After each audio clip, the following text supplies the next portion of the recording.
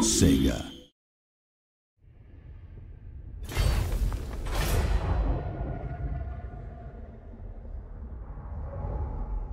Hello everyone and welcome to this bad blood matchup between the Prince of Macedon and the heir of Carthage. So, the Empire force that Prince of Macedon has taken has 5 great swords, 5 demigryphs of halberdiers, 5 Reichsguard, and they'll be taking up his left and right wing with his cavalry. He has 5 halberdiers on his left wing. In his centre he has 5 handgunners, which will be very good against heavy orcs, and also 5 spearmen making up the back line. He also has 2 Empire captains on flying mounts, and he has Karl Franz on Deathclaw. So this is a very, very strong army that Prince of Macedon has taken, and considering he is inspired from the great Alexander the Great, no wonder he has taken so much cavalry, which will be great for hammer and anvil tactics if he can pull that off against the heir of Carthage. So let's take a look at the heir of Carthage's orc force. On his left wing, he has Savage Orc Biggins, that'll be 5 of those. Behind that we have 3 Ragnarok Spiders, they're going to be very dangerous on the battlefield. He also has Azag the Slaughterer on his flying mount.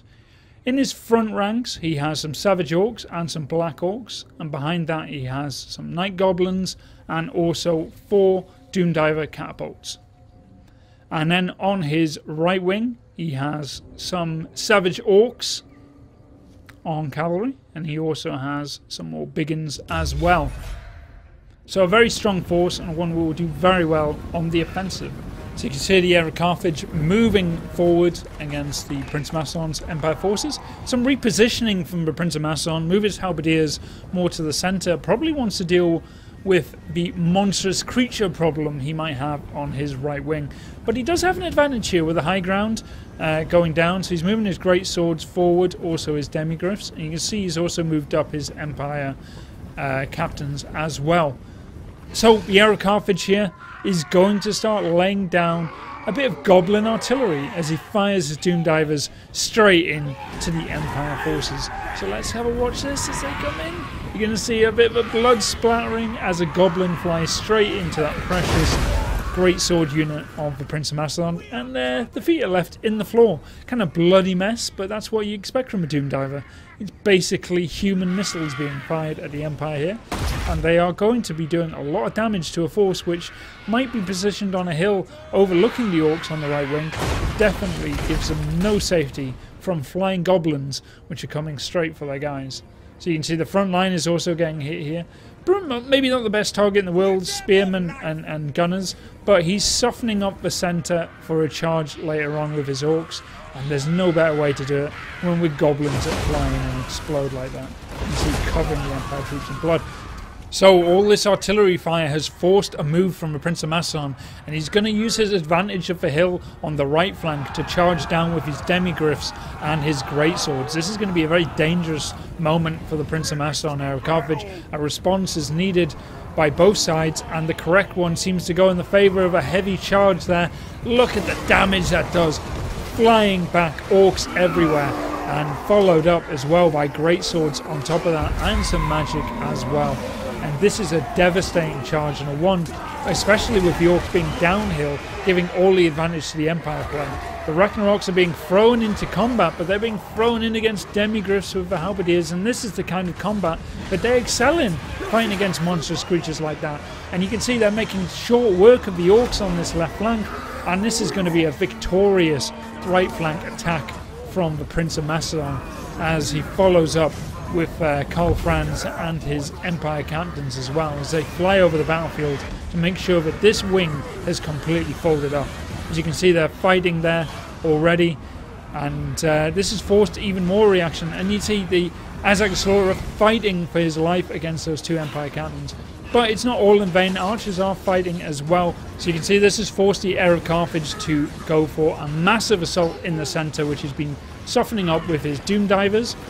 He's going to throw his Black Orcs and Savage Orcs into the centre here. So the Orcs here are charging into the Empire left wing.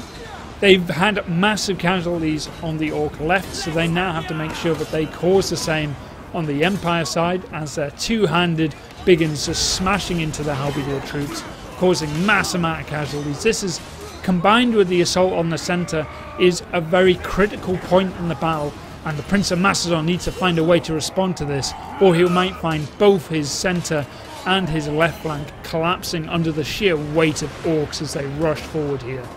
His response is going to come in the form of his Reiksguard cavalry as they charge to the aid of their troops, and this is going to be a very critical moment. They can do the damage. This is going to be a solid charge, and look at the orcs flying back and the blood and guts going everywhere. This is stalling the attack on the left flank, and the orc assault is starting to waver. Where they're having success in the centre, they have been completely stalled on the Empire left.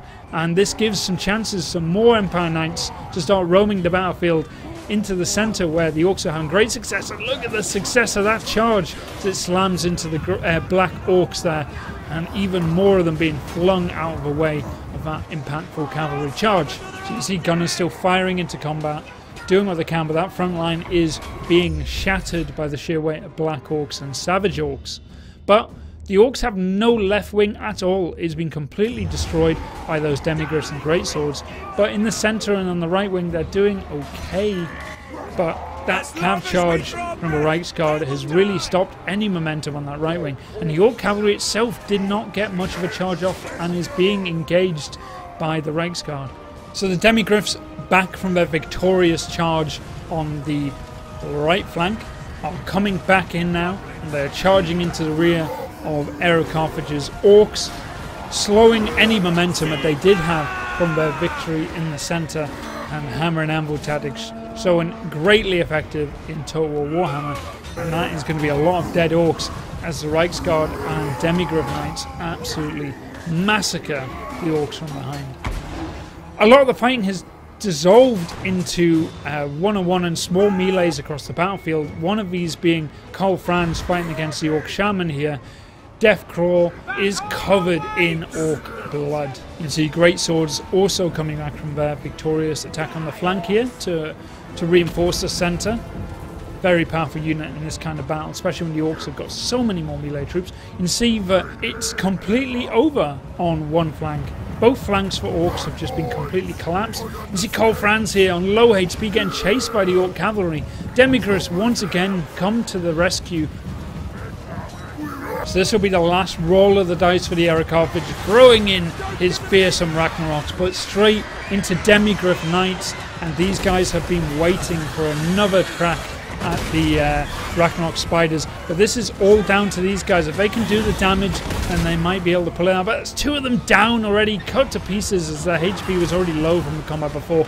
But there's still one Ragnarok left, and he is destroying, bloodying these great swords. And he's just charging in, killing Demigriff Knights, killing great swords, making a mess of their front line for the orcs if they're going to get anything out of this battle, any revenge against Prince of Macedon's Empire forces as they just ride down.